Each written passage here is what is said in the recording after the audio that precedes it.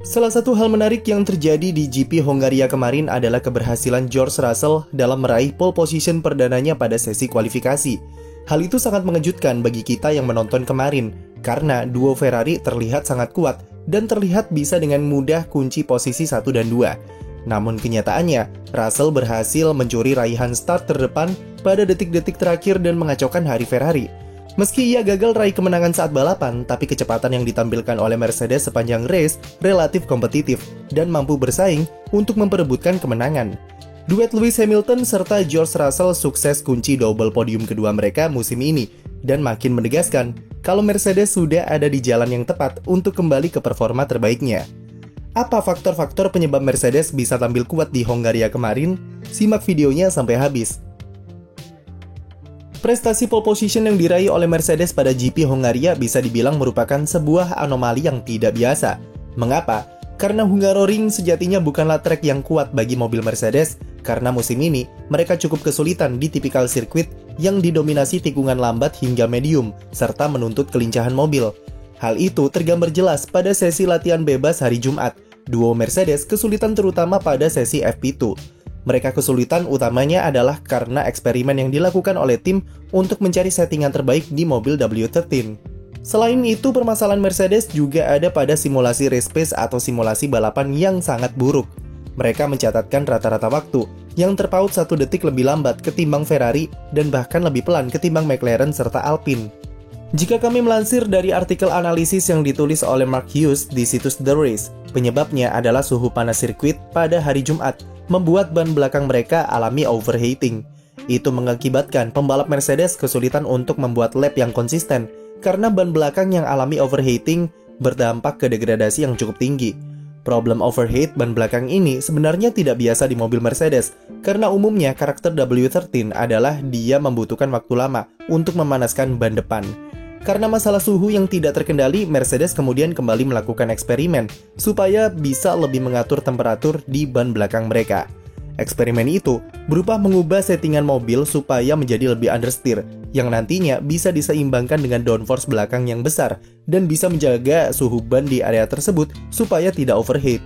Hal tersebut bertujuan untuk memperbaiki race pace dari Mercedes supaya bisa lebih kompetitif serta stabil saat balapan. Meski resikonya adalah mereka harus mengorbankan sesi kualifikasi, karena settingan understeer ini kurang cocok untuk melakukan percobaan hot lap.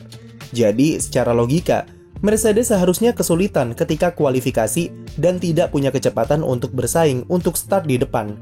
Tapi hal unik kemudian terjadi. Hujan ternyata turun di sesi FP3 dan itu membersihkan semua karet ban yang menempel di aspal, membuat kondisi trek seperti baru dengan grip yang rendah. Itu ditambah dengan temperatur sirkuit yang lebih dingin dibandingkan hari sebelumnya, membuat kondisi trek menjadi sulit ditebak.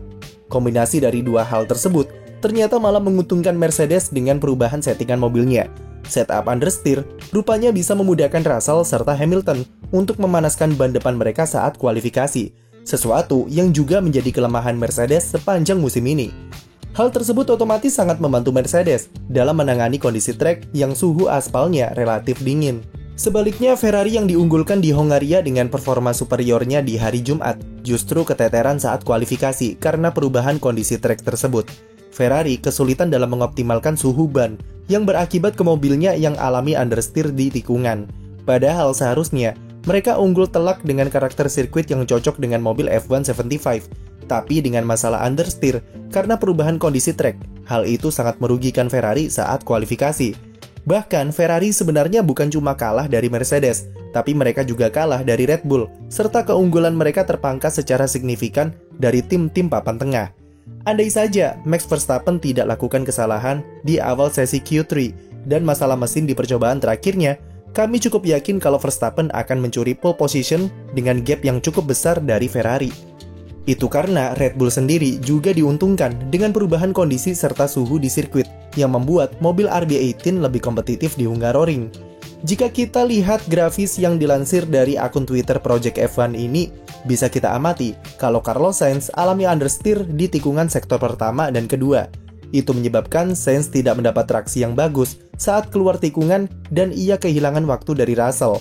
Bahkan, di sektor kedua saja di mana Ferrari harusnya superior di sana, malah kalah cepat dibanding Mercedes.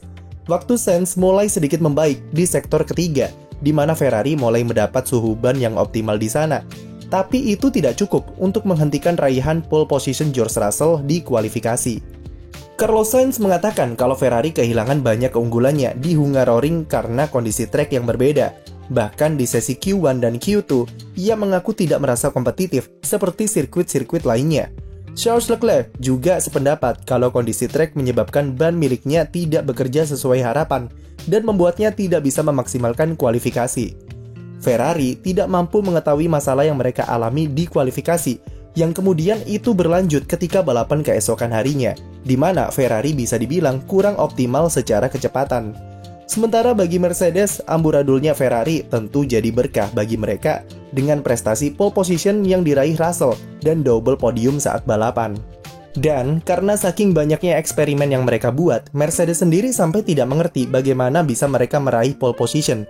Yang jelas, tim ini bisa memutar balik keadaan dari kesulitan yang mereka alami di awal-awal sesi latihan bebas sampai kemudian meraih pole position di kualifikasi dan podium ketika race. Lalu, apakah ini pertanda jika Mercedes telah kembali? Bisa jadi, karena tren yang ditampilkan oleh Mercedes terus-menerus menanjak sejak GP Kanada dan rangkaian podium yang diraih di balapan-balapan setelahnya. GP Hongaria bukanlah puncak dari performa bagus tim pabrikan Jerman ini. Rumornya, Mercedes masih bisa melakukan 1 atau 2 kali update besar yang akan diberikan ke mobil W13 yang akan menambah kuat paket mereka dalam menghadapi paruh kedua musim ini. Mereka sekarang sudah punya fondasi yang cukup kuat dengan hilangnya masalah purposing yang jadi topik panas tahun ini. Plus kedua pembalapnya sudah cukup nyaman dan secara perlahan mulai menemukan ritme yang tepat di setiap balapannya. Terutama bagi Lewis Hamilton yang sempat kesulitan di awal musim ini, tapi dengan berbagai eksperimen yang diterapkan, itu membantunya supaya lebih memahami karakter mobil 2022. Hasilnya, Hamilton berhasil selalu naik podium dalam 5 balapan secara beruntun sejak Kanada sampai Hongaria. Dengan tren yang bagus serta terus menanjak, moral tim yang bagus, lalu pembalap yang sudah klik dengan mobilnya, serta manajemen balapan yang rapi, sepertinya bukan hal yang tidak mungkin kalau Mercedes bisa menggeser Ferrari dari posisi 2 di klasemen konstruktor. Bagaimana menurut kalian? Tulis pendapat kamu di komentar, dan jangan lupa beri like serta subscribe untuk konten F1 lainnya.